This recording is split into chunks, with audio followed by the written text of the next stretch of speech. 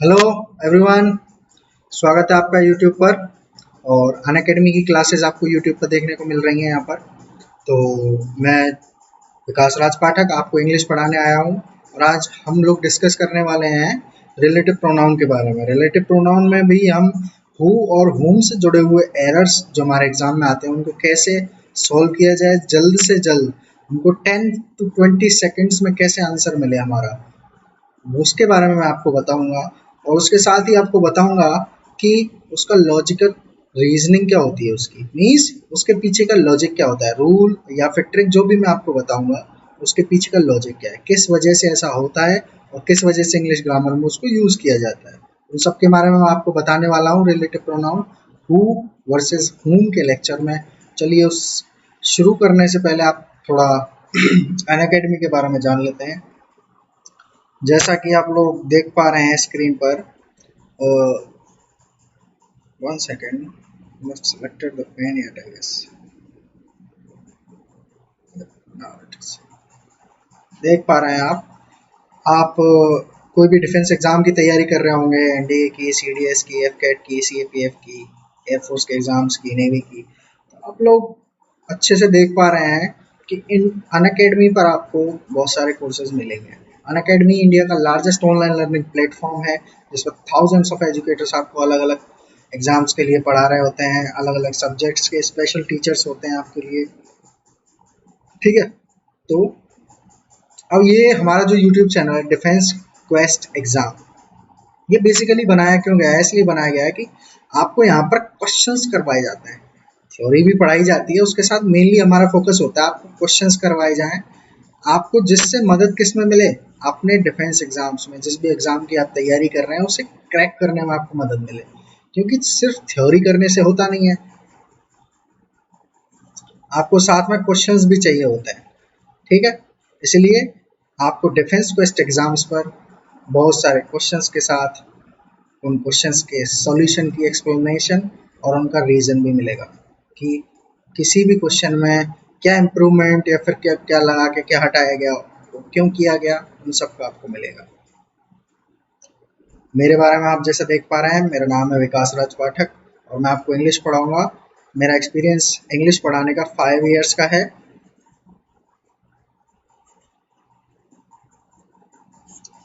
और मैं अलग अलग कोचिंग इंस्टीट्यूट्स में भी पढ़ा चुका हूँ, ऑफलाइन पढ़ाता हूँ वैसे मेनली।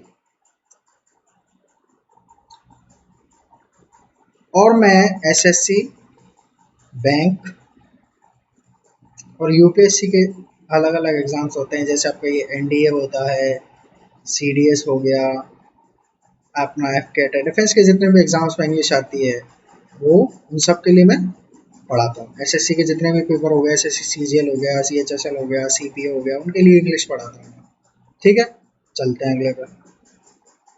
तो आप जैसे देख पा रहे हैं यहाँ पर एक और यूट्यूब चैनल है हमारा, डिफेंस इन 10।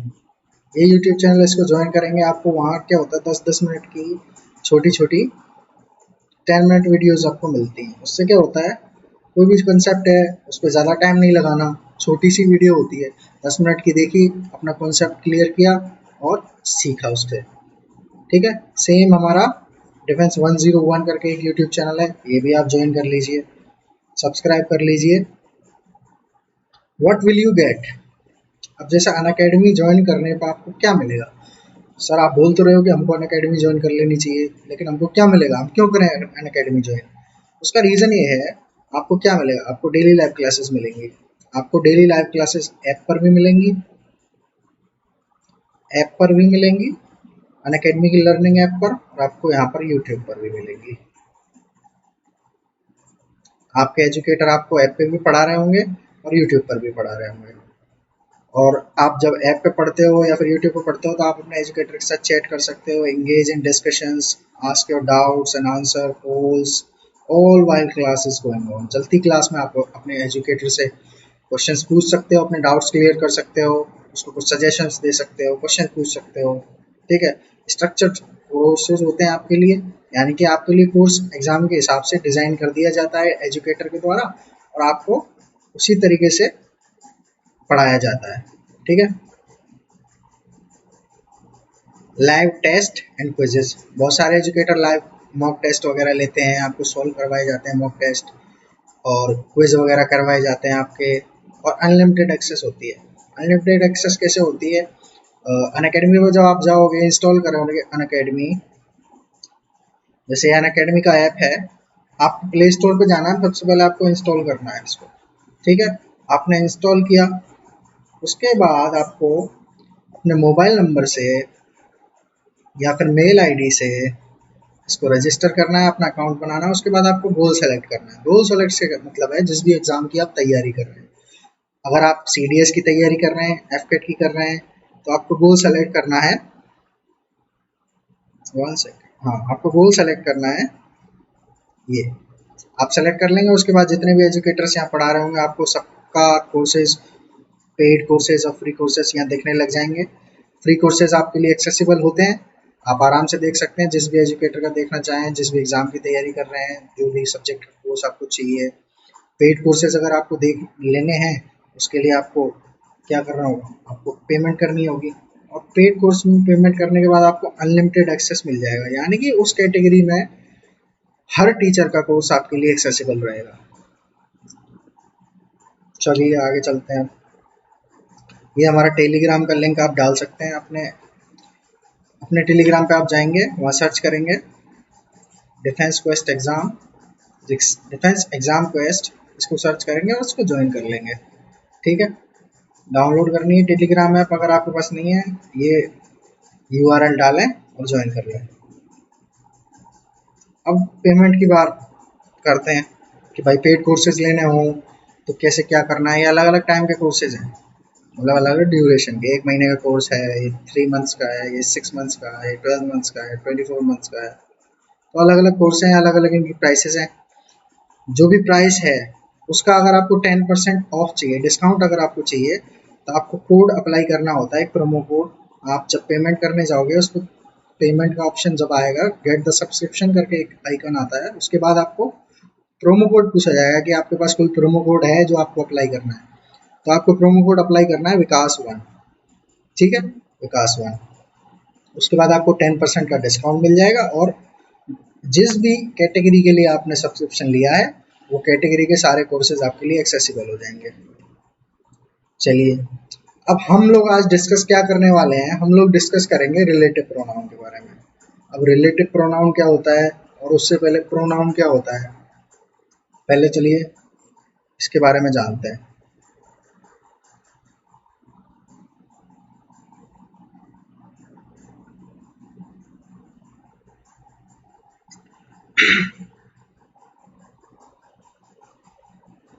ये देखिए आप, सॉरी,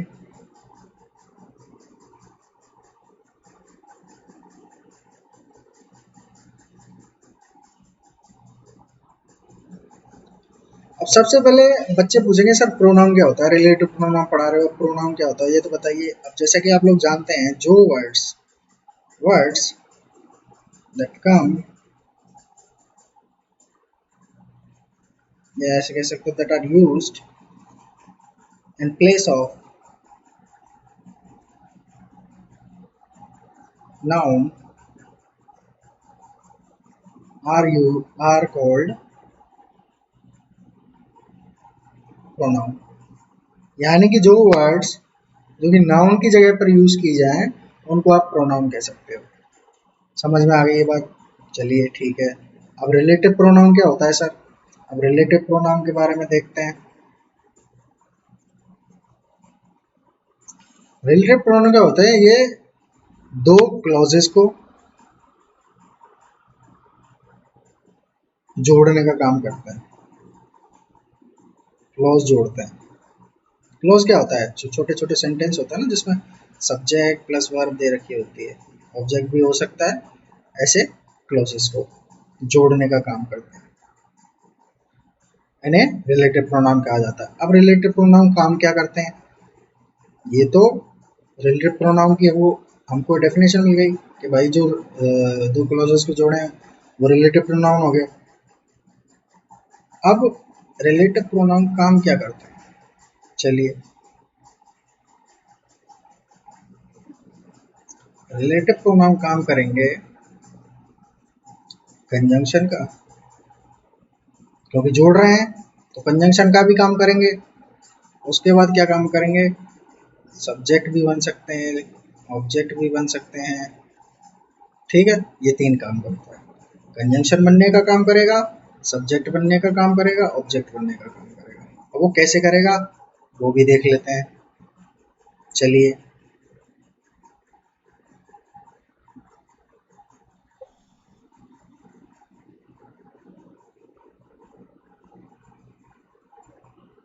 चलो, हु और whom को डिस्कस करने वाले हैं हम लोग आज।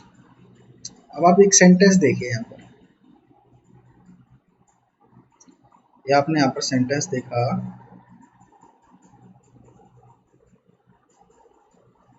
एक सेकंड सेलेक्ट कर लेते हैं।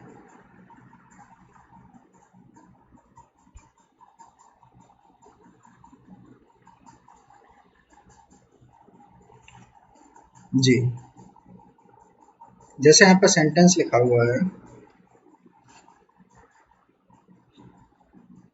Police arrested the man whom stole my purse.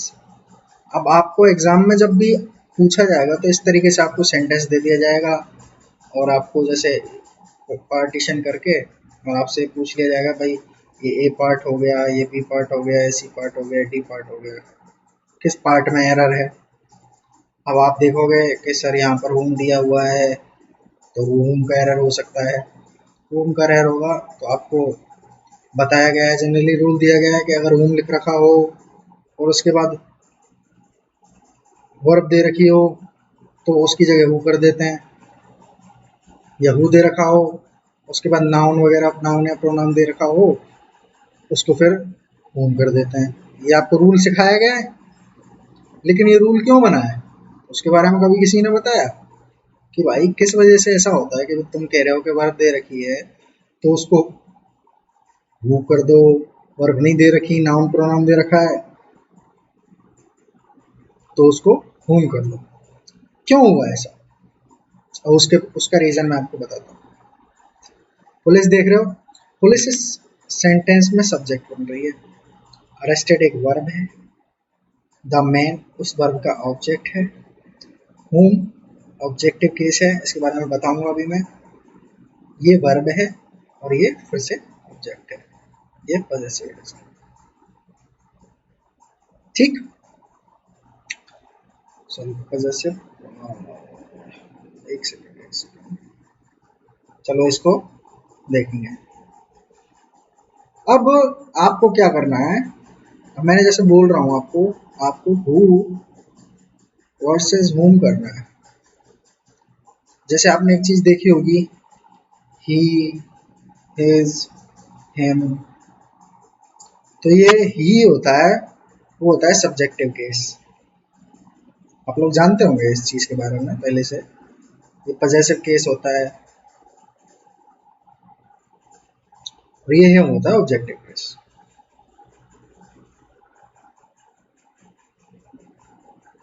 इसी तरीके से सेम ही और हिम की तरीके से हु जो होता है वो होता है सब्जेक्टिव केस, और हमारा होम होगा वो होगा ऑब्जेक्टिव केस। इतनी बात आ गई। हमने क्या क्या देखा अब तक कि भाई रिलेटिव प्रोनाउन पढ़ना है। प्रोनाउन क्या होता है, प्रोनाउन होता है जो नाउन की जगह यूज किया जाता है। रिलेटिव प्रोनाउन क्या होता है, वो जो दो क्लॉजों को जोड़ता है। रिलेटिव प्रोनाउन के काम क्या क्या होते हैं, वो कंजंक्शन बनने का काम करता है क्योंकि वो दो क्लॉजेस को जोड़ रहा है, और सब्जेक्ट बनने का काम करेगा, ऑब्जेक्ट बनने का काम करेगा। ठीक है, अब रिलेटिव प्रोनाउन में भी दो प्रोनाउन होते हैं, हु और एक हुम। उनको उनके उनके ऊपर सबसे ज्यादा एग्जाम में एरर पूछे जाते हैं, हु, हुम, दैट और विच। इन चार के ऊपर एग्जाम में सबसे ज्यादा क्वेश्चन आता है, जिसमें से भी अगर एग्जाम का लेवल अच्छा नहीं है, अच्छा का मतलब ज्यादा हार्ड क्वेश्चन नहीं पूछे जाते, तब आपको हु, हुम के एरर मिलेंगे। और बहुत ज्यादा हार्ड जैसे कॉन्सेप्चुअल क्वेश्चंस बनाने हो एरर के, तो आपको दैट का यूज करके दिया जाएगा आपको क्वेश्चन। तो हु, हुम को डिस्कस कर रहे हैं हम आज। तो हु का आपको पता लग गया सब्जेक्टिव केस, और हुम का हो गया ऑब्जेक्टिव केस। चलो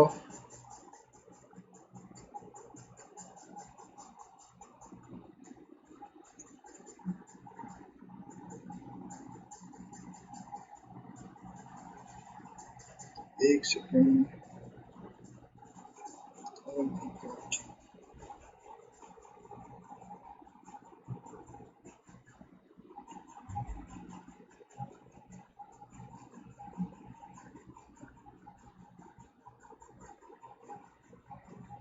ठीक है।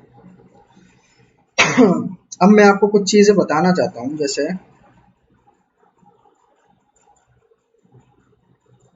हाँ,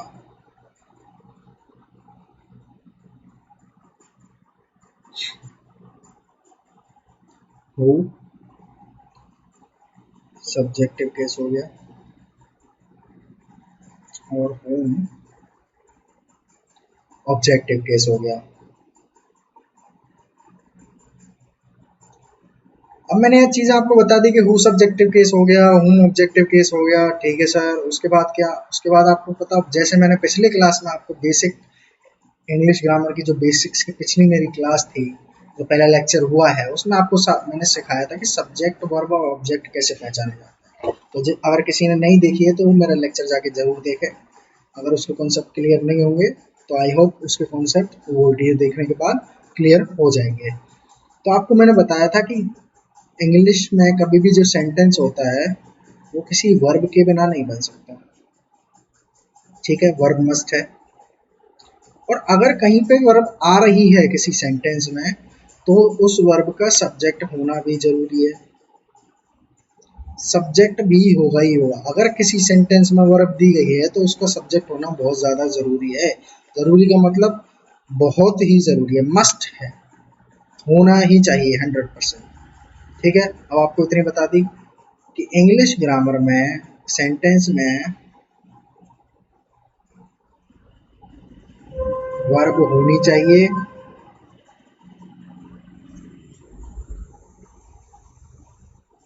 और वर्ब के लिए सब्जेक्ट भी चाहिए। सब्जेक्ट 100% होना चाहिए।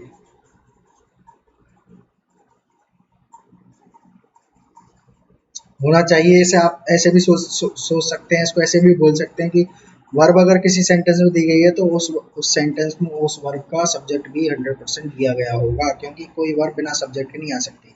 अब वर्ब बेसिकली क्या होता है, ऐसा वर्ड होता है जिसकी 3 फॉर्म होती हैं और जो एक्शन को रिप्रेजेंट करती है। इसका मतलब एक्शन अगर हो रहा है तो किसी न किसी ने किया होगा वो एक्शन, उस एक्शन का डूअर भी होगा।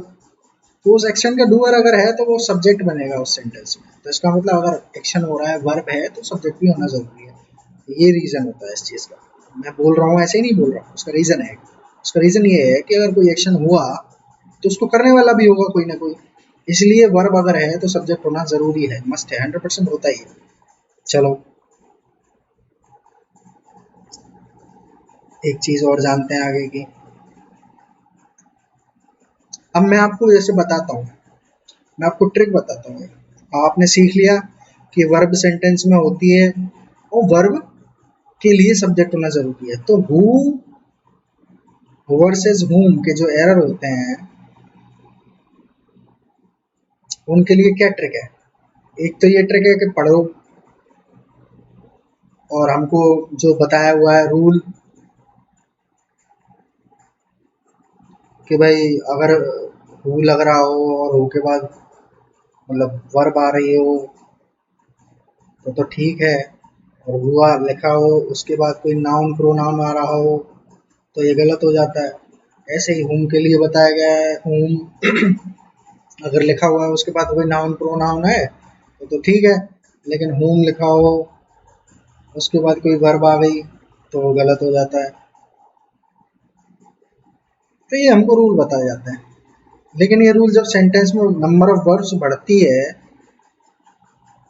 तब फेल होने लगता है, क्योंकि आपको वहाँ पता ही नहीं लगेगा।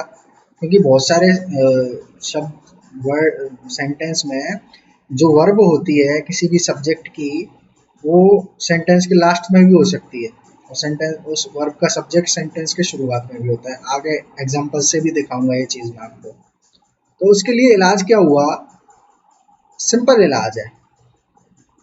एक चीज याद रखनी है, कुछ याद नहीं रखना, number of verbs in the sentence is equal to number of subjects. जैसा मैंने आपको बताया, वर्ब अगर होगी तो उसका सब्जेक्ट भी होगा, और अगर सब्जेक्ट है तो वो किसी न किसी वर्ब के लिए आया होगा। तो ये 5 स्टार आपका रूल है who प्लस whom के एरर करने का। अब मैं कैसे होता है वो बताता हूँ। ये आपको याद रखना है कि नंबर ऑफ वर्ब्स और नंबर ऑफ सब्जेक्ट। अब इसको अप्लाई कैसे करना है वो लगते हैं। चलो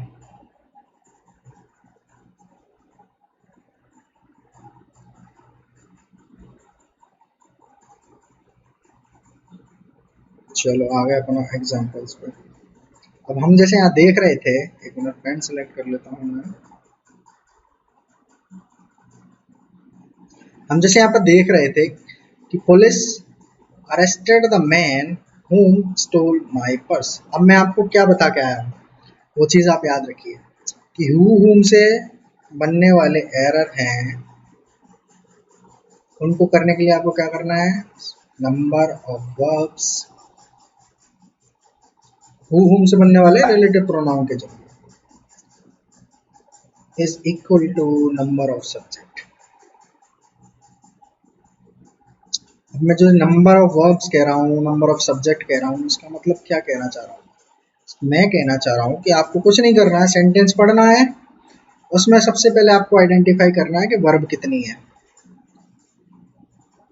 ठीक है। उसके बाद आइडेंटिफाई करना है कि सब्जेक्ट कितना है।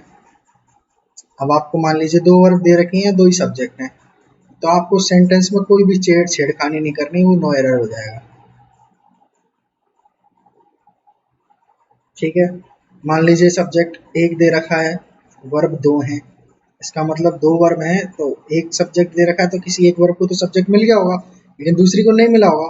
उस केस में क्या किया होता है, क्वेश्चन में whom दिया हुआ होता है, जो कि एक ऑब्जेक्टिव केस होता है, और उसको चेंज करके हमको who करना होता है। सेम दूसरी सिचुएशन है, मान लो अगर हु दे रखा हो तो उसको अगर वर्ब 2 दे रखी हैं और सब्जेक्ट 1 है, तब उल्टा केस हो जाएगा, आपको फिर हु दे रखा होगा, आपको फिर whom करना होगा। एग्जाम्पल से करके बताता हूँ, ऐसे तो आप बोल रहे हो सर ऐसे कुछ पल्ले नहीं पड़ना। चलो आओ एग्जाम्पल पे।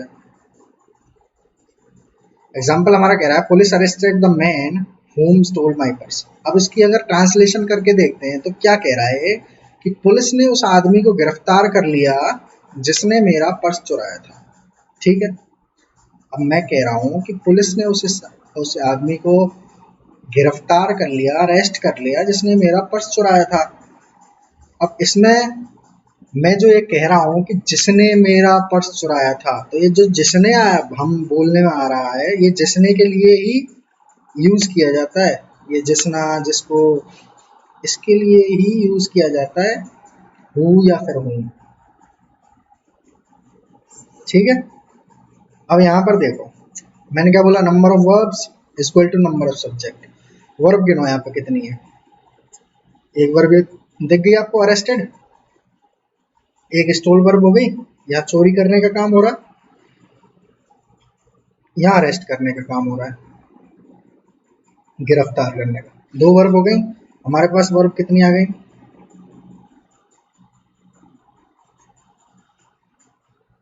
2, ठीक है। उसके बाद फिर आप देखना है हमको सब्जेक्ट कितने हैं। सब्जेक्ट एक तो अरेस्ट करने का काम किया पुलिस ने, एक मिल गया ये। दूसरा सब्जेक्ट देखते हैं सेंटेंस में कोई दिखता है क्या, मैन। अब ये मैन तो इसका ऑब्जेक्ट हो गया अरेस्टेड वर्ब का। किसको अरेस्ट किया, मैन को अरेस्ट किया। मैंने आपको सिखाया था पिछली क्लास में कि जब आपको ऑब्जेक्ट पहचानना हो किसी भी वर्ब का, तो उस वर्ब से वॉट या whom के रिप्लाई उस वर्ब के ऑब्जेक्ट होते हैं। वर्ब से वॉट या whom के रिप्लाई उस वर्ब के ऑब्जेक्ट होते हैं। अरेस्टेड वॉट, वॉट का नहीं मिल रहा क्योंकि किसी मैन की बात हो रही है, किसी ह्यूमन बीइंग की बात हो रही है। तो अरेस्टेड whom, किसको अरेस्ट किया, अरेस्ट किया मैन को। ये मैन है, ये अरेस्टेड वर्ब का ऑब्जेक्ट हो जाएगा। तो इस मैन से हम सब्जेक्ट नहीं बना सकते दूसरी वर्ब के लिए, क्योंकि हमारे पास 2 वर्ब है। अब हमको और कुछ नहीं दिख रहा, ये माई पर्स भी इसका ऑब्जेक्ट हो गया स्टील वर्ब का।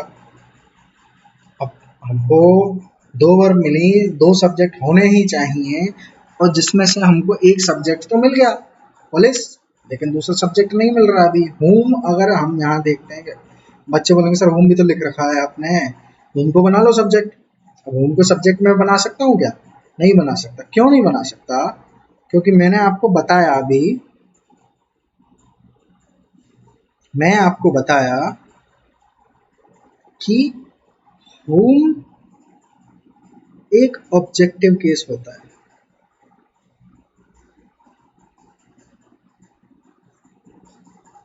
ऑब्जेक्टिव केस होता है, और ऑब्जेक्टिव केस कभी सब्जेक्ट बनने का काम नहीं करता। ऑब्जेक्ट कभी सब्जेक्ट थोड़ी होता है किसी भी सेंटेंस में, सब्जेक्ट तो सब्जेक्ट होता है जो करता है। ठीक है, अब ये ऑब्जेक्टिव केस होता है तो इसके लिए सब्जेक्ट चाहिए। दूसरी वर्ब के लिए, स्टील वर्ब के लिए सब्जेक्ट नहीं मिला हमको यहाँ पर अभी। स्टील वर्ब के लिए जो स्टोर लिखा हो इसके लिए सब्जेक्ट नहीं मिला है, इसको सब्जेक्ट चाहिए। इसको सब्जेक्ट देने के लिए क्या करेंगे? whom की जगह इसका सब्जेक्टिव केस who लगा देंगे, इस तरीके से करेंगे। अब इसका रीजन तो ये हो गया कि जो भी वर्ब होती है उसको उसका सब्जेक्ट चाहिए होता है। तो इसी हिसाब से हमने एक ट्रिक जनरेट की। उसको क्या किया हमने, जितनी वर्ब होंगी उतने सब्जेक्ट होने चाहिए। अगर आप काउंट करिए जितनी वर्ब हैं, अगर वर्ब के अकॉर्डिंग सब्जेक्ट मिल रहे हैं, जैसे जितनी वर्ब है उतने ही सब्जेक्ट हैं, तो आपका सेंटेंस नो एरर हो गया। और आपको वर्ब काउंट की सेंटेंस ज़्यादा मिल रहे हैं, मतलब सब्जेक्ट ज़्यादा हैं वर्ब कम है, तो इसका मतलब आपको ऑब्जेक्टिव केसेस की ज़रूरत है, वहाँ आपको होम लगा हुआ लगाना पड़ेगा। ठीक है, और अगर आपको सेंटेंस में वर्ब मान लो जो मिल रही हैं उससे सब्जेक्ट कम मिल रहे हैं, तो आपको फिर वहाँ सब्जेक्टिव केस जो कि होता है हु, उसका यूज़ करना पड़ेगा। ठीक है, अगले सेंटेंस से समझाता हूँ। चलो ये सेंटेंस देखो, he is the man who Jethalal helped. अब Jethalal, he is the man, ये वही आदमी है, हु जेठालाल हेल्प, जिसकी जेठालाल ने मदद की। अब ये हिंदी में ट्रांसलेशन करके बोलने में तो बड़ा सही लग रहा है कि भाई जेठालाल ने जिसकी मदद की ये वही आदमी है, लेकिन हमको तो भाई पता लगाना है कि यहाँ हु लिखा हुआ है, हूम का एरर है, रिलेटिव प्रोनाउन का एरर है। इसको डील करने के लिए सही भी लिखा हुआ है कि गलत लिखा हुआ है? अगर गलत लिखा हुआ है तो सही कैसे होगा? उसके लिए हमने आपको ब्राह्मण बताया, number of verbs is equal to number of subject.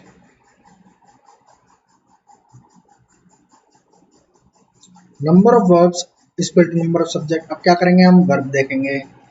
इस दिखाई दे रही है, एक वर्ब मिल गई हमको। अब यहाँ पर हेल्प वर्ब दिख गई, हेल्प वर्ब दिख गई, वर्ब नंबर 2। वर्ब कितनी हो गई हमारे पास? हमारे पास वर्ब हो गई सर 2। दो वर्ब हो गए तो सब्जेक्ट कितने होने चाहिए? दोनों वर्ब को सब्जेक्ट चाहिए, सब्जेक्ट भी 2 होने चाहिए। क्या हमारे पास सब्जेक्ट 2 हैं? एक तो सब्जेक्ट ये हो गया ही, एक सब्जेक्ट सर ये मिल गया हमको ही। दूसरा सब्जेक्ट कौन है? जेठालाल। जेठालाल दूसरा सब्जेक्ट हो गया। हेल्प करने का काम किसने किया? जेठालाल ने किया। और ये मैन की बात किसके लिए हो रही है? ही के लिए हो रही है। तो ये मैन ही का ऑब्जेक्ट, इसका ऑब्जेक्ट आप कह सकते हो सब्जेक्ट कॉम्प्लीमेंट है। लिंकिंग वर्ब के बाद सब्जेक्ट कॉम्प्लीमेंट आते हैं, लेकिन ये भारी वर्ड है, इसको हम पढ़ेंगे बाद में।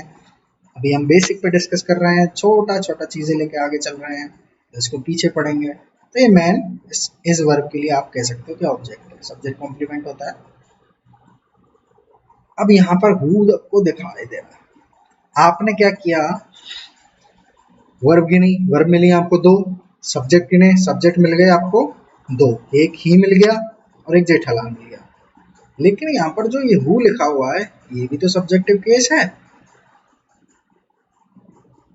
सब्जेक्टिव केस अगर है तो यहाँ पर ये किसी न किसी वर्ब के लिए आया होगा, लेकिन हमारे पास तो वर्ब ही नहीं है एक्स्ट्रा जो इसको हम सब्जेक्ट बना दें उस वर्ब का। अब हम यहाँ वर्ब तो ऐड कर नहीं सकते कि भाई जे इसके लिए हु के लिए अलग से वर्ब लगा दो, ऐसे तो कभी एरर के क्वेश्चन सॉल्व नहीं किए जाते। जो आपको दे रखा होता है आपको उसी में फेर फेर बदल करना होता है। तो हम लोग क्या करेंगे, सेंटेंस को करेक्ट करने के लिए whom का यूज करेंगे, जो कि एक ऑब्जेक्टिव केस होता है। यानी कि फिर क्या होगा, हमारे पास दो वर्ब होंगी, दोनों को सब्जेक्ट मिले हुए हैं, और हमारा सेंटेंस भी करेक्ट हो जाएगा, उसका एरर निकल जाएगा, एरर फ्री हो जाएगा। अब एक चीज़ और आप देखी होगी, चलो ये तो मैंने आपको बताया number of verbs, number of subject, कि हु और उनमें से चेंज कैसे करना हो, लेकिन आप एक चीज़ देख पा रहे हैं, एक क्लॉज ये है और एक क्लॉज ये है, इन दोनों कनेक्ट कर रहा है ना ये हु या फिर हुम, जो भी लगाते हैं हम, तो कंजंक्शन का भी काम कर रहा है।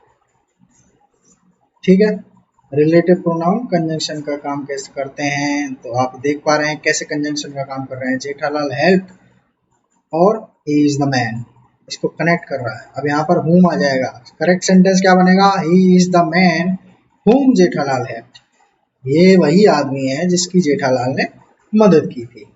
ठीक है, अगले सेंटेंस पे चलते हैं। सेंटेंस से समझने, एग्जाम्पल से हम समझने की कोशिश करते हैं कि एक्चुअल में हो क्या रहा है। अब आप सेंटेंस पढ़ो, सेंटेंस हमको कह रहा है कि my friend who you met yesterday want to talk to you. अब आपको देख क्या करना है, मैंने वो बताया, number of verbs equal to number of subjects. सबसे पहले काम क्या करना है आपको, वर्ब काउंट करनी है। वर्ब आपको क्या दिख रही है, कुछ मेट दिख गई सर, एक वर्ब तो ये रही, दूसरा आपको वर्ब दिख रही कोई, वांट दिख गई सर। टू टॉक क्या होती है सर, आपको वर्ब बना दे, अरे नहीं भाई ये मेरे तो इन्फिनिटिव होता है। फिर सर इन्फिनिटिव क्या है, आगे बात करेंगे, अभी बारी बारी चीज़ों को छोड़िए, सरल चीज़ें समझिए, पहले छोटी चीज़ों को समझोगे उसके बाद बड़ी चीज़ों को समझ पाओगे, तो पहले छोटी छोटी चीज़ें समझो, इन्फिनिटिव जब पढ़ाएंगे तब इन्फिनिटिव का डिस्कशन करेंगे। अभी के लिए सिर्फ इतना जानिए कि ये इन्फिनिटिव है। ठीक है, ये टू है, ये प्रपोजिशन है, ये यू इस प्रपोजिशन का ऑब्जेक्ट है। मैंने आपको पिछली क्लास में समझाया था, इंग्लिश ग्रामर में जब कभी भी प्रपोजिशन आएंगे उसके बाद उसके ऑब्जेक्ट लिखे जाएंगे, उसको इम्प्लीमेंट करके भी दिखाया जाएगा आगे। अभी के लिए सिर्फ याद रखिए, हमारा बेसिक काम क्या है यहाँ पर आज की क्लास में, हमको सिर्फ नंबर ऑफ वर्ब देखना है, उसके बाद नंबर ऑफ सब्जेक्ट देखना है, और फिर डिसाइड करना है कि हु लगाना है या होम लगाना है, या जो लिखा हुआ है वही सही है। नंबर ऑफ वर्ब्स कितनी हो गई हमारी,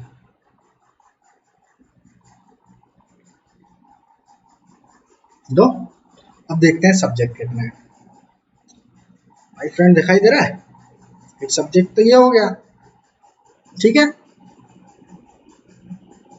दूसरा सब्जेक्ट हो गया आपका यू, यू मेट कौन मिला, तुम मिले, my friend who you met yesterday want to talk to you, मेरा दोस्त जिससे कल तुम मिले थे वो तुमसे बात करना चाहता है।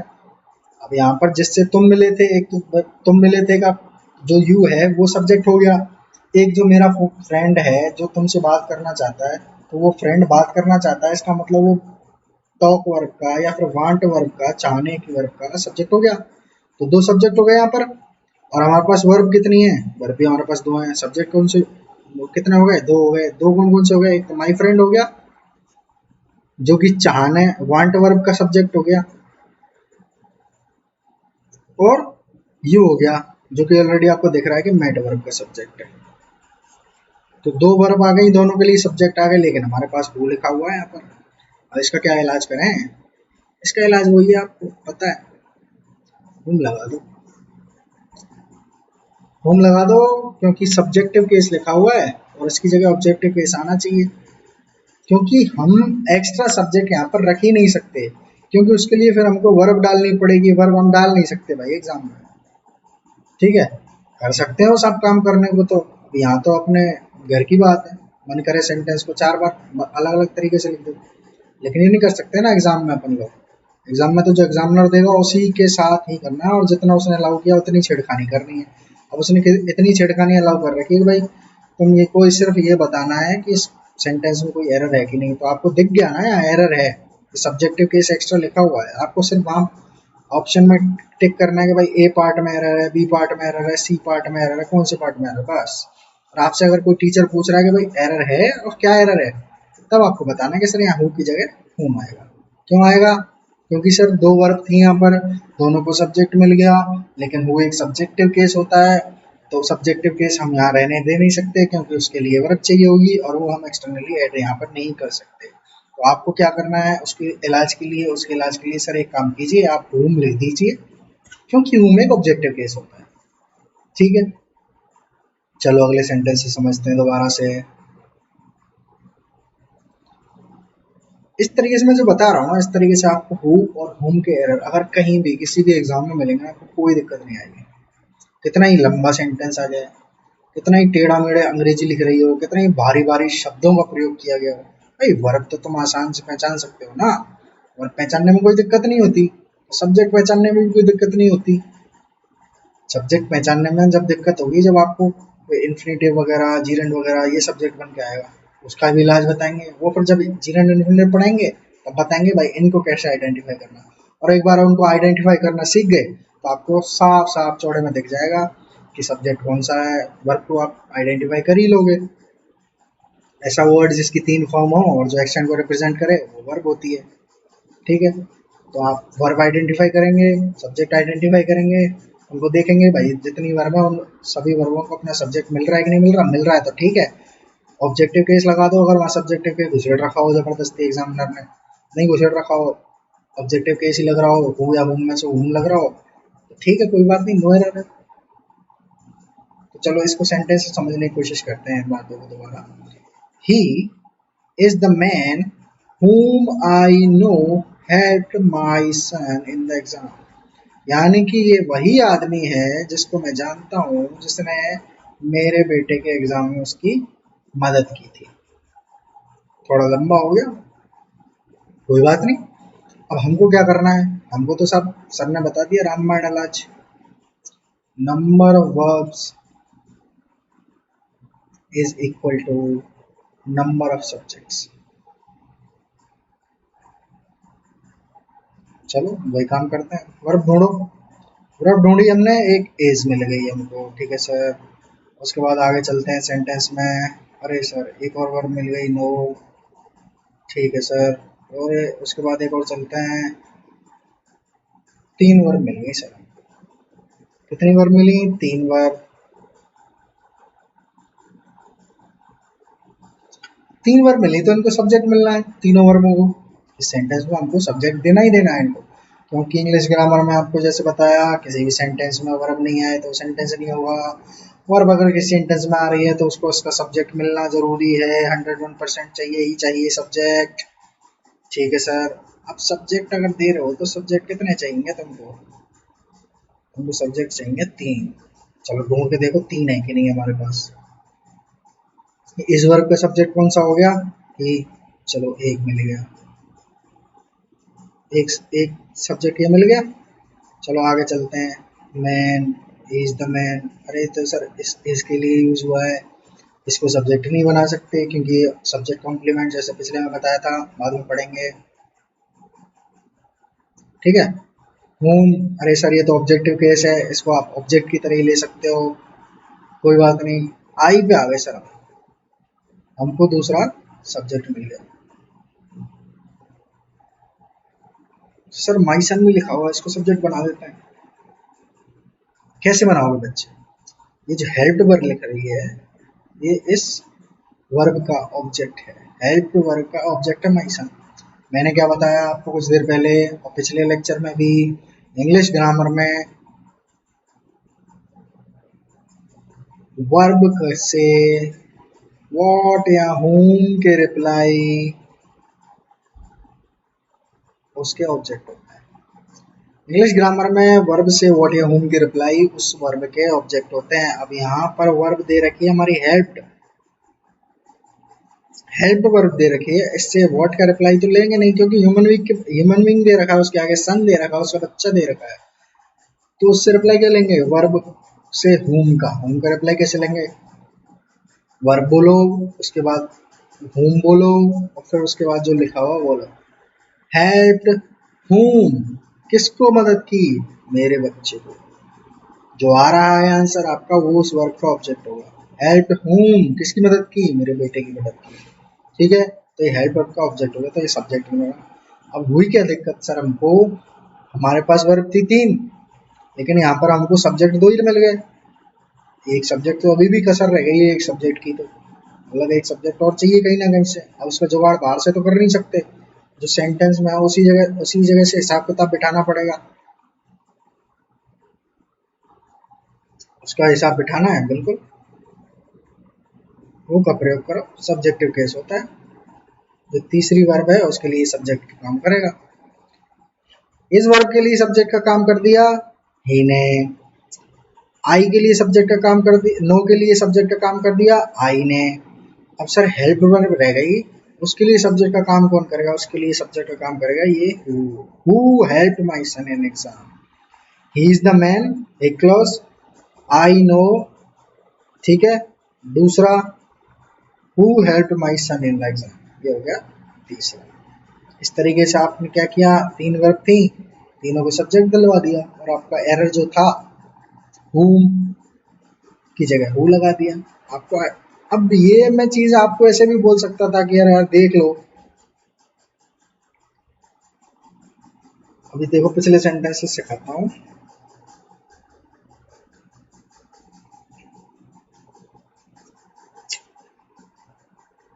ये दिख रहा है आपको हु, अब मैं आपको बोल देता अरे यार हु लिख रहा हूँ सेंटेंस में, उसके बाद नाउन प्रोनाउन आ रहा हो, अब जेठालाल क्या है, नाउन है, किसी का नाम है, तो उसके बाद हुम लगा देना तुम, ठीक है। लेकिन इस रूल से क्या होता है, आपको कहाँ फेल होता है मैं बताता हूँ, देखो। अब यहाँ मैं बोलता आपको, जैसे होम लिख रखा है, होम के लिए बोला जाता है कि उसके बाद अगर वर्ब दे रखी हो ना, ना वर्ब दे रखी हो उसके बाद, तो उसको होम में चेंज कर देते हैं अगर होम दे रखा हो तो।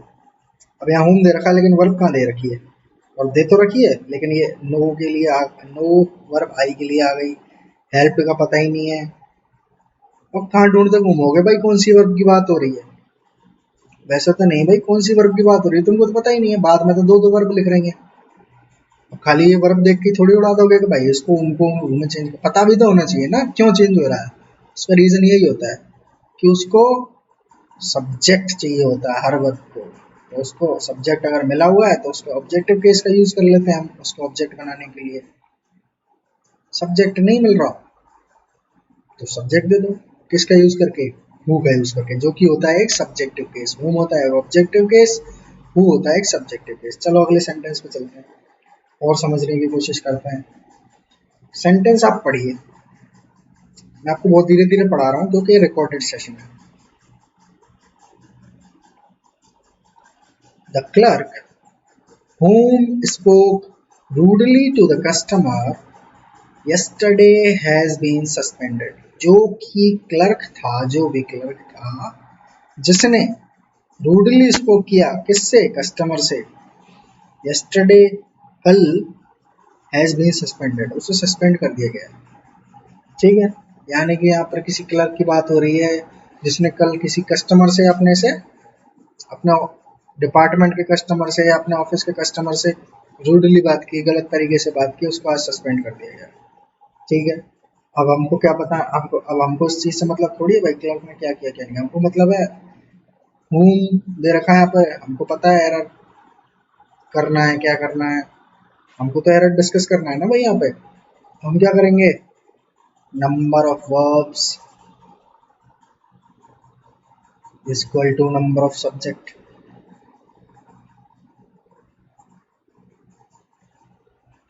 Number of verbs is equal to number of subject. चलो भाई देखो आ जाओ, द क्लर्क सब्जेक्ट वर्ब है, नहीं है सर। स्पोक वर्ब है, हाँ जी सर, तो एक वर्ब हो गई हमारे पास, ठीक है आगे चलते हैं। रूडली वर्ब नहीं है, एडवर्ब है, टू प्रपोजिशन है, कस्टमर उसका ऑब्जेक्ट है, यस्टरडे भी नहीं होगा, हैज बीन सस्पेंडेड, अरे सर यहाँ वर्ब मिल गई आपको, ये दूसरी वर्ब मिल गई आपको। कितनी वर्ब मिली आपको, वर्ब मिली दो, ठीक है, दो वर्ब मिल गई आपको। अब आपको चाहिए सब्जेक्ट, ठीक है, कितने सब्जेक्ट चाहिए आपको, मैं क्या बोला, number of verbs is equal to number of subject, जितनी वर्ब उतने सब्जेक्ट, जितनी वर्ब उतने सब्जेक्ट, होने चाहिए होने चाहिए होने चाहिए। ठीक है, अब चलो देखते हैं, 2 वर्ब मिल गई, 2 ही सब्जेक्ट चाहिए, ढूंढो। तो पेन खो जाता है बहुत जल्दी। क्लर्क सब्जेक्ट दिख रहा है, एक सब्जेक्ट मिल गया। होम सब्जेक्ट है क्या? होम नहीं है सर सब्जेक्ट। होम तो सब्जेक्ट की जगह ऑब्जेक्टिव केस लिखा हुआ है। होम ऑब्जेक्टिव केस है तो ये सब्जेक्ट नहीं बन सकता। चलो ठीक है, और आगे चलते हैं, ढूंढते हैं कहीं सेंटेंस में कुछ मिले तो। स्पोक नहीं है, रूडली नहीं है, कस्टमर क्या है? फिर वही बात, मैंने क्या बोला, वर्ब से वर्ड या होम के रिप्लाई उस वर्ब के ऑब्जेक्ट होते हैं। अगर आगे ह्यूमन बीइंग है कोई तो उससे होम का रिप्लाई माना जाता है। Spoke whom, spoke rudely to whom, किससे बुरी तरह से बात की? कस्टमर से। तो ये कस्टमर सब्जेक्ट ना बन के ऑब्जेक्ट बनेगा। ठीक है, कस्टमर को भी क्राइटेरिया में नहीं ले सकते सब्जेक्ट बना, क्योंकि ऑब्जेक्ट बन चुका है। यस्टरडे सब सब्जेक्ट बन सकता है या नहीं बन सकता? हैज बीन सस्पेंडेड, अरे यहाँ तो वर्ब का खेल चल रहा है। इसका मतलब हमारे पास एक सब्जेक्ट की कसर रह गई, कमी रह गई एक सब्जेक्ट की। एक सब्जेक्ट की कमी रह गई तो उसको पूरा करना है। पूरा कैसे करें सर? पूरा करने के लिए आपको क्या करना होगा? पूरा करने के लिए आपको क्या करना होगा? पूरा करने के लिए आप क्या करेंगे?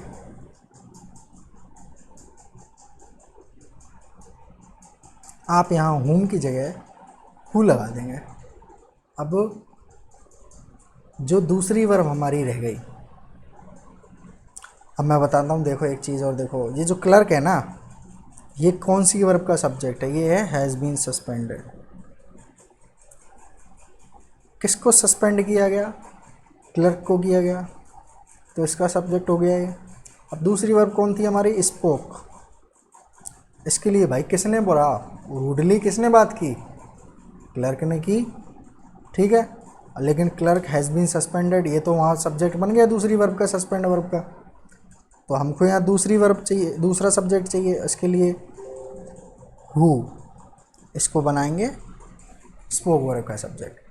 The clerk has been suspended, एक तो क्लॉज ये हो गया। दूसरा, who spoke rudely to the customer yesterday, एक क्लॉज ये हो गया। अब इसको दोनों को जोड़ना है, तो ये जो हु हमने लगाया है ये रिलेटिव प्रोनाउन है, कंजंक्शन की तरह काम करेगा, दोनों जुड़ गए। अब देखो, आपको यही नहीं, आप कह रहे हो कि सर पहला सब्जेक्ट जो लिखा हुआ है क्लर्क, उसकी वर्ब उसको लास्ट में जाके मिल रही है ना? दिक्कत वाली बात, रूल वूल से करने बैठे तो दिक्कत आ जाएगी, ढूंढते ही रहना, फिर नंबर भी नहीं मिलेंगे और गलत सलत भी कर आओगे। तो इसलिए सिंपल चीज़ है, नंबर ऑफ़ वर्ब्स आइडेंटिफाई करो, उसके बाद नंबर ऑफ़ सब्जेक्ट आइडेंटिफाई करो।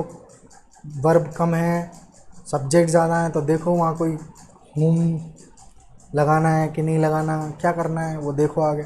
चलो अगला सेंटेंस देखते हैं और थोड़ा चलते हैं डीप।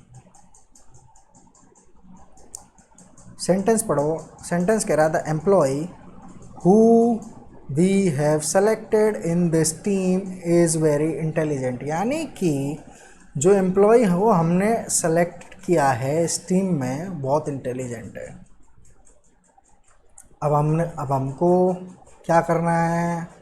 सबसे पहले number of verbs is equal to number of subject. अब ये चीज़ जो मैं बता रहा हूँ आपको, number of verbs number of subject, ये सिर्फ रिलेटिव प्रोनाउन के हु और होम के केस में काम आएगी ये ट्रिक। ऐसे नहीं है सब जगह लगाने लग रहे हो, कोई फ़ायदा नहीं है। जहाँ आपको हु होम दिख गया वहाँ काम आएगी बस ये। अब कैसे दोबारा वही काम करते हैं, चलो क्या करना है? सबसे पहले सब वर्ब देखनी है। वर्ब देखो, चलो द एम्प्लॉय वर्ब है नहीं है, हु वर्ब है नहीं है, वी नहीं है, वी है वर्ब है नहीं है। अरे सर सेलेक्टेड दिख गया आपको, एक वर्ब मिल गई। ठीक है, चलो और आगे चलो। इन दिस टीम, ये सब ये वर्ब है नहीं है, इज़ वेरी इंटेलिजेंट, अरे सर मिल गई, दूसरी वर्ब मिल गई।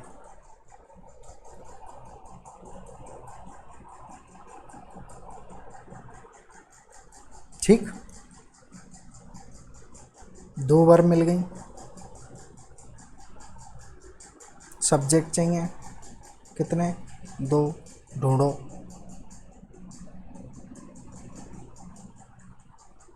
एक एम्प्लॉय, दो वी। अब यहाँ पर फिर दिक्कत हो गई, वो भी सब्जेक्टिव केस है, लेकिन हमको तो यहाँ दोनों सब्जेक्ट पहले ही मिल चुके हैं, दोनों वर्ब थी हमारे, उन दोनों के लिए सब्जेक्ट मिल गया। The employ is very intelligent, एक तो क्लोज तो ये बनेगा, एक क्लोज बनेगा we have selected in this team. दो क्लोज थे, दोनों में जो वर्ब आई दोनों, उन दोनों को सब्जेक्ट मिल गया। अब तो कोई दिक्कत ही नहीं है, अब तो सिर्फ कंजंक्शन चाहिए, और ऐसा कंजंक्शन जो सब्जेक्ट ना बन रहा हो, ऑब्जेक्ट बन जाए, कोई दिक्कत नहीं है। ठीक है, अब उसके लिए क्या करेंगे, यहाँ एक्स्ट्रा दे रखा है सब्जेक्टिव केस, इसको हटाओ, ऑब्जेक्टिव केस लगाओ, क्या होता है सिंपल, कुछ नहीं करना, नंबर ऑफ वर्ब्स आइडेंटिफाई करो, गिनो उसको अच्छे से सेंटेंस में देखो, उसके बाद क्या करना है, उसके बाद सब्जेक्ट गिनने, सब्जेक्ट गिने। अब इसमें मैं समझा तो आपको डिटेल में धीरे धीरे रहा हूँ, लेकिन अगर आप एग्ज़ाम में करते हो तो आपको 10 से 15 सेकंड से ज़्यादा टाइम नहीं लगना है इसमें। फटाक से वर्ब गिनने में कितनी देर लगती है, कितना बड़ा सेंटेंस होता है। इस सेंटेंस को पढ़ने जाओगे तो 2 या 3 सेंटेंस में पूरा सेकंड में पूरा सेंटेंस पढ़ डालोगे, और उसमें अगली 2 सेकंड में वर्ब आइडेंटिफाई कर लोगे, अगली 2 सेकंड में सब्जेक्ट आइडेंटिफाई कर लोगे। कितनी सेकंड हो गई, 3 4 6 सेकंड। 7वीं सेकंड में तो तुमको पता लग जाएगा हुम की जगह हु लगाना है, या हु की जगह हुम लगाना है, या कुछ लगाना है नहीं लगाना। 8 से 10 सेकंड के अंदर आंसर आ जाएगा। 8 से 10 सेकंड में कोई क्वेश्चन अगर सॉल्व कर रहे हो और नंबर ले रहे हो ना एग्ज़ाम में, तो बहुत बड़ी बात है। ठीक है, तो इस तरीके से आपको करना है। नहीं जनरली फिर क्या करोगे, सेंटेंस पढ़ रहे हो, उसका मीनिंग निकालने लग रहे हो, फिर देख रहे हो यार कौन सा रूल हो सकता है इसमें, फिर मान लो कोई और कॉन्सेप्ट भी इसमें लगा हुआ दिख गया, तो फिर उसके ऊपर सोचते रहोगे, टाइम वेस्ट होता है। इतना टाइम वेस्ट करना ही नहीं है ना, हमको टाइम ही तो बचाना है। वक्त ही तो सबसे बड़ी पूंजी है, टाइम इज़ मनी। चलो अगले पे आ जाओ। सेंटेंस क्या कह रहा है, the boy who we have selected in our team are playing cricket there, यानी कि जिस लड़के को हमने सेलेक्ट किया अपनी टीम में, आर प्लेइंग क्रिकेट देयर। अब ये बॉयज़ आएगा यहाँ पर, हाँ ठीक है, क्योंकि आर प्लेइंग क्रिकेट आ रहा है, प्लूरल वर्ब है तो सब्जेक्ट भी प्लूरल होना चाहिए। ये मिस टाइप हो गया, टाइपो। चलो देखो क्या करना है, नंबर ऑफ वर्ब सेलेक्ट करनी है। नंबर ऑफ वर्ब्स देखो, ढूंढो। ठीक है, द बॉय वर्ब बन सकता है नहीं, हु वर्ब बन सकता है नहीं, वी वर्ब बन सकता है नहीं, आई हैव सेलेक्टेड, मिल गई एक। ठीक है, चलो आगे।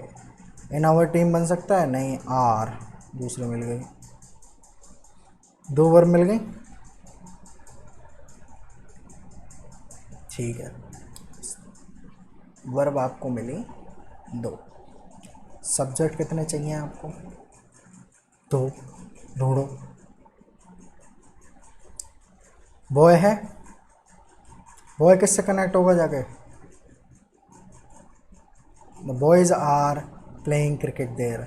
जनरली जब आपको ऐसे 3-4 वर्ब वाला या 2 वर्ब वाला कोई ऐसा सेंटेंस दिखे, तो जनरली क्या होता है, मैं ये नहीं कह रहा हमेशा होता है, जनरली क्या होता है, जो पहला जो सब्जेक्ट होता है सेंटेंस में, उसकी वर्ब सेंटेंस के आखिर में लिखी होती है, उसकी वर्ब उसके आखिर में लिखी होती है। पिछले सेंटेंस में भी आपने देखा होगा, जैसे इसमें देख पा रहे हो, the employee is very intelligent, ये पीछे जाके जुड़ा है, the employee is very intelligent, इसकी वर्ब इसको पीछे जाके मिली है। सेम इसमें हुआ है, द बॉय है, ये कहाँ जाके जुड़ा है, are playing cricket, the boys are playing cricket. ठीक है, इनको सब्जेक्ट मिल गया इस वर्ब को, दूसरे कौन सी वर्ब थी, सेलेक्टेड, अब इसको सब्जेक्ट ये मिल गया वी। किसने सेलेक्ट किया, हमने सेलेक्ट किया, तो इसका सब्जेक्ट ये हो गया सेलेक्ट वर्ब का। अब हमारे पास कोई वर्ब भी नहीं बची, दोनों सब्जेक्ट मिल गए। फिर वही केस क्या करना है, ऑब्जेक्टिव केस लगा दो, बहुत आसानी से आइडेंटिफाई कर पाओगे। ठीक है, ऑब्जेक्टिव केस लगा दिया, आगे चलते हैं, पढ़ो। We met the boy who you said had won the gold medal. हम उस लड़के से मिले, हम उस लड़के से मिले जिसका तुमने बताया था, यू सेड जिसने क्या जीता है, गोल्ड मेडल जीता है। हम उस लड़के से मिले थे जिसको तुमने बताया कि जिसने गोल्ड मेडल जीता है। ठीक है, अब आपको क्या करना है, आपको गोल्ड मेडल के लिए आपको सबसे पहले वर्ब काउंट करनी है।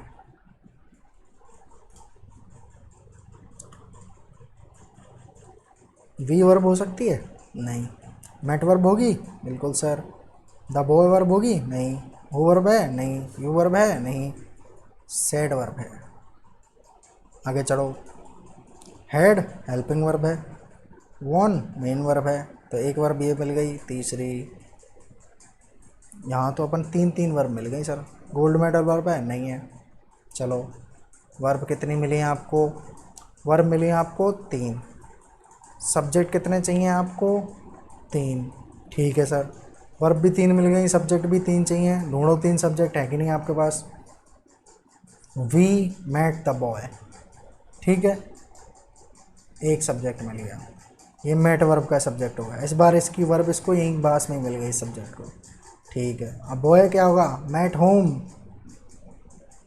इसका ऑब्जेक्ट होगा इस वर्ब का। हु क्या है? सब्जेक्टिव केस है। चलो इसका देखेंगे। यू सेड, तुमने कहा, तो एक सब्जेक्ट ये हो गया। 2, had one the gold medal, आगे कोई सब्जेक्ट नहीं दिख रहा। तो यहाँ पर एक तो यू सब्जेक्ट हो गया, एक वी सब्जेक्ट हो गया, और यहाँ पर जो हु लिखा हुआ है ये भी सब्जेक्टिव केस है। यानी कि 3 वर्ब थी, 3 सब्जेक्ट चाहिए थे, 3 वर्ब हैं, तीनों को सब्जेक्ट मिल रहा है। मैट वर्ब का सब्जेक्ट हो गया वी, एक से, हाँ, मैट वर्ब का सब्जेक्ट हो गया वी। दूसरा, सैड वर्ब का सब्जेक्ट हो गया यू। अब वॉन वर्ब का सब्जेक्ट हो गया हु। यानी कि वी मेट द बॉय, एक क्लॉज ये होगा। यू सैड, ठीक है, ये दूसरा क्लॉज होगा। तीसरा क्लॉज होगा who won the gold medal, ठीक है। ये 3 क्लॉज बनेंगे, इसमें 3 वर्ब से अलग अलग। इनको फिर ज्वाइंट करने के लिए आपको क्या करना है, क्लॉज जोड़ने के लिए कंजंक्शन हु का यूज़ हो रहा है, उसको यूज़ करो। वो क्या होगा, सब्जेक्ट भी प्रोवाइड करेगा वन वर्ड को, वर्ब को, और आपको कंजंक्शन की तरह भी काम करता हुआ दिख जाएगा। चलो अगले पे चलते हैं। Rohan helped the woman whom he thought had cancer. यानी कि रोहन ने उस वुमेन की मदद की जिसका उसने सोचा कि उसको कैंसर है। यानी कि रोहन ने उस औरत की मदद की जिसकी रोहन सोच रहा था कि उस औरत को कैंसर है, उस औरत की रोहन ने मदद कर दी। ठीक है, क्या करना है, फिर से वही प्रोसेस अपना पूरा। वर्ब काउंट करो। चलो वर्ब काउंट करते हैं। वर्ब देख गई 1। रोहन वर्ब हो सकती है? नहीं। हेल्प वर्ब है? बिल्कुल है सर। वुमेन क्या हो गया? मैंने क्या बोला, वर्ब से व्हाट या हुम के रिप्लाई उस वर्ब के ऑब्जेक्ट होते हैं। ठीक है, हेल्प्ड हुम, वुमेन की मदद की, तो ये हेल्प वर्ब का ऑब्जेक्ट हो गया। हुम का भी हम देखते हैं क्या करना है, ऑब्जेक्टिव केस है ये। उसके बाद वर्ब देखनी है टॉट, दूसरी वर्ब में। ठीक है, ये आप टॉट भी कह सकते हैं और थॉट भी कह सकते हैं, कुछ भी कह सकते हैं। या तो उसने सोचा, इसको थॉट कर लो।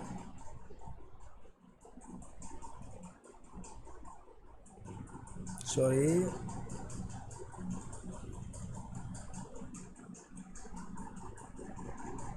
टॉट ही रहने दो उसको। ठीक है, हेड कैंसर, एक हेड बन गई अपने को वर्ब। 3 वर्ब मिल गई, हेल्प्ड, टॉट और हेड कैंसर। ठीक है सर, अब वर्ब कितनी है हमारे पास? 3।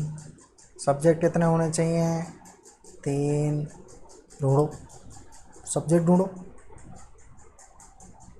1 रोहन, उसके बाद चलते हैं वुमन, ऑब्जेक्ट हो गई, ही मिल गया दूसरा सब्जेक्ट।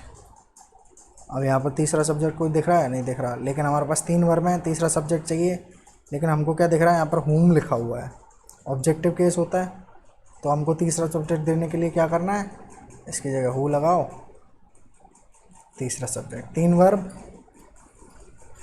Equal to 3 subject. हो गया हमारा सही, ठीक है। चलो आगे, सेंटेंस देखो।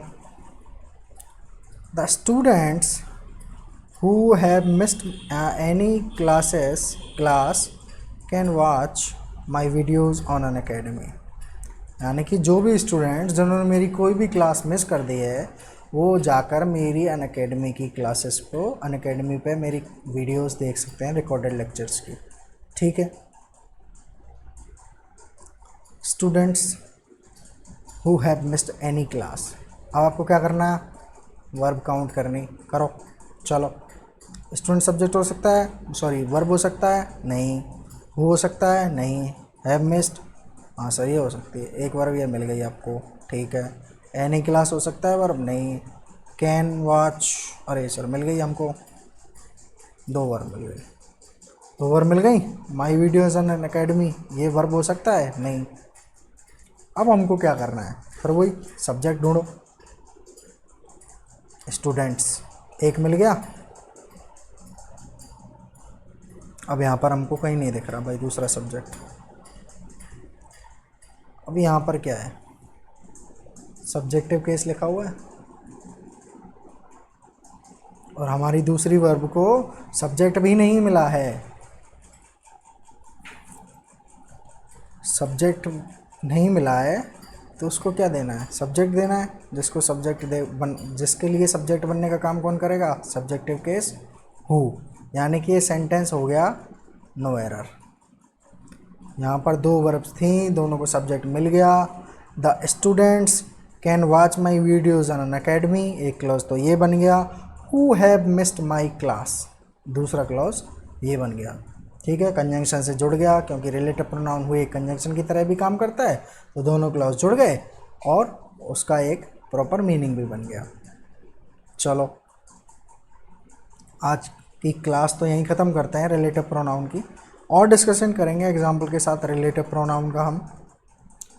तो चलिए, जैसा कि आप देख पा रहे हैं अलग अलग सब्जेक्ट के लिए यहाँ पर चैनल्स बने हुए हैं यूट्यूब पर, आप जाके इनको फॉलो करिए, सब्सक्राइब करिए चैनल को। देखिए यहाँ पर अलग अलग सब्जेक्ट्स के लिए, रीजनिंग, एसएससी के लिए, इंग्लिश, डिफेंस एग्ज़ाम्स के लिए, मैथ्स के लिए, करंट अफेयर्स के लिए अलग चैनल्स हैं, ये आप देख सकते हैं। और हमारा चैनल है, इस चैनल को आपको सब्सक्राइब करना है, सब्सक्राइब करो। और भी बहुत सारे एजुकेटर्स यहाँ पढ़ा रहे हैं सारे सब्जेक्ट्स को, उनके लेक्चर्स देखो आप। और मुद्दे की बात पे आते हैं, पेड कोर्सेज अगर लेने हो अन अकेडमी के आपको, प्लस सब्सक्रिप्शन जिसको बोला जाता है, उसके लिए आपको क्या करना है, मैंने जैसे शुरू में बताया आपको 10% डिस्काउंट अगर लेना है तो आप प्रोमो कोड लगाएं विकास1 और 10% डिस्काउंट आप ले सकते हैं। ठीक है, बेल आइकन दबा दीजिए जिससे आपको नोटिफिकेशन जब भी कोई यहाँ पर लेक्चर लाइव होगा या कोई वीडियो अपलोड होगी, कोई रिकॉर्डेड लेक्चर अपलोड होगा, तब आपको नोटिफिकेशन पहुँचे और आप आके उसको देख सकें। कमेंट्स कर सकते हैं, आपको कुछ पूछना हो उसके कमेंट्स कर सकते हैं। टेलीग्राम ज्वाइन कर लीजिए, सब्सक्राइब करिए चैनल को।